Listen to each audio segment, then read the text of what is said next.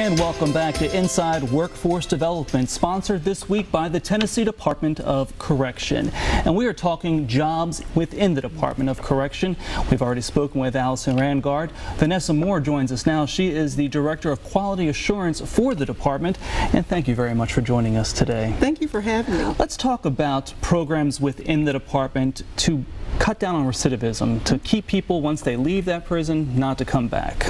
So recidivism is something that we're aiming to reduce every day, because when you think about our mission, enhancing public safety, stopping that revolving door, changing someone's mindset so that they don't commit another crime, that is key to making you and me and Vanessa and all of our neighbors safer. So that's our goal at the end of the day. And the way that we do that is through a number of rehabilitative programs. And Ms. Moore can speak more about those. Yes, and actually we have really great programs. Our programs are all cognitive behavioral programs, and we use evidence-based programs so that we can get the results that we need to reduce recidivism.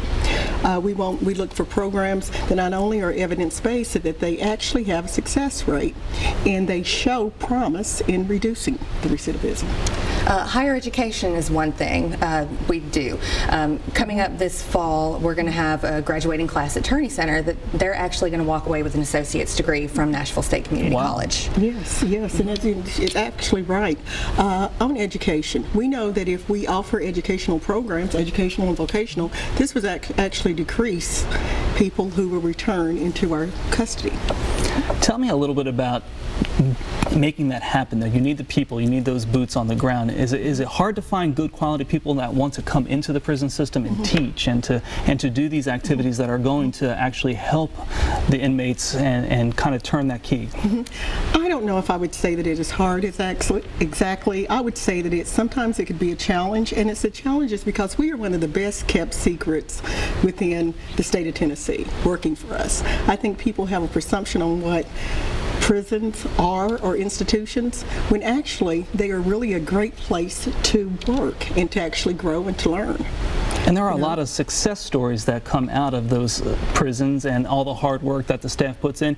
And we have a video of one of those success stories right now for you to take a look at. My name is Amy, and I was in active addiction.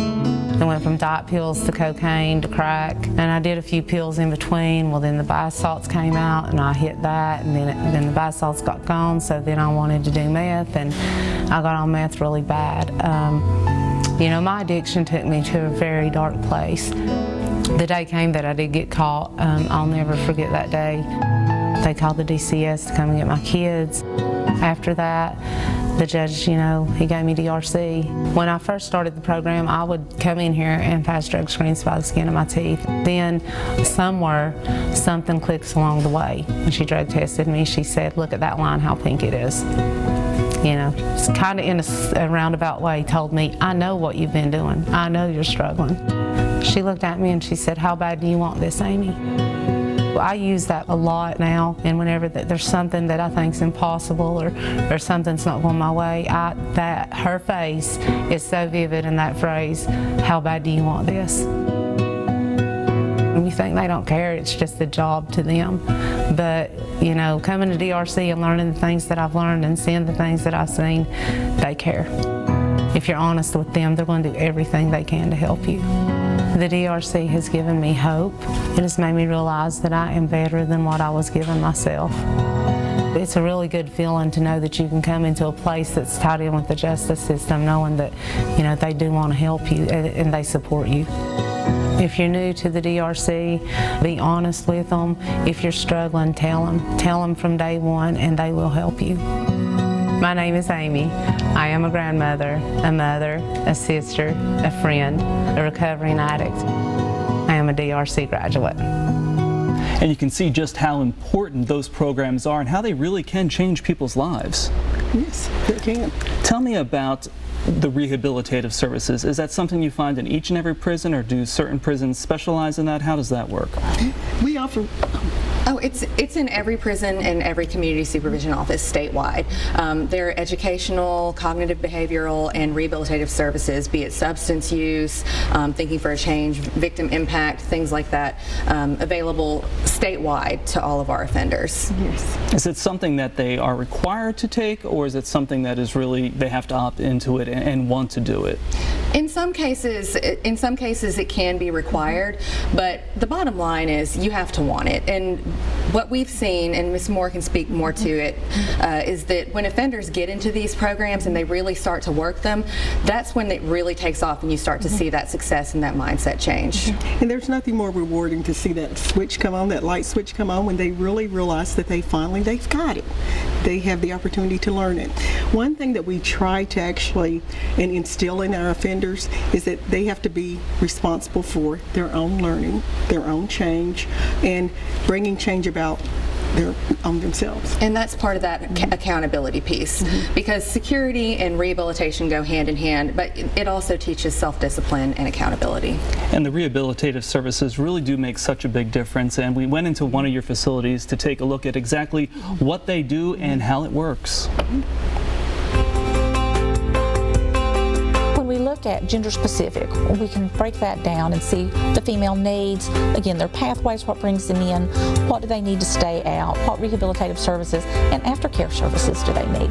Everybody is involved in something, you know, everybody stays busy. That's one thing that I lacked. When I have a lot of time in my hands, that's when I go ahead and I make poor choices that land me in the situation I'm in. One of the things that we're going to do at WTRC is to provide different educational and vocational courses that will help each offender to be successful upon release. Time is time, no matter how you do it. You can do it easy or you can do it hard, but the opportunity for everybody to get an education or a vocation should have nothing to do with your punishment. Giving them a form of accountability for themselves, accountability for each other, and just being able to look out for one another and be receptive to change. Just to be able to share and help and encourage, it really makes me feel good. It makes me feel great, actually. If we give them the programs they need and they stay out, the community's safer. So everything we do relates back to public safety. I've never seen a tablet before. I've never been able to work on a tablet before. So now I know instead of buying commissary all the time, I need to buy other things that I have to budget. I just can't put all my money into snacks. So now I'm gonna have to pay for my hair. I'm gonna have to put e-stamps on there. And if I wanna listen to some good music that I've never listened to before, I'm gonna have to budget. So in a sense, they're already teaching me how to finance and budget. You gotta see West 10. You can find out who you are if you don't know who you are.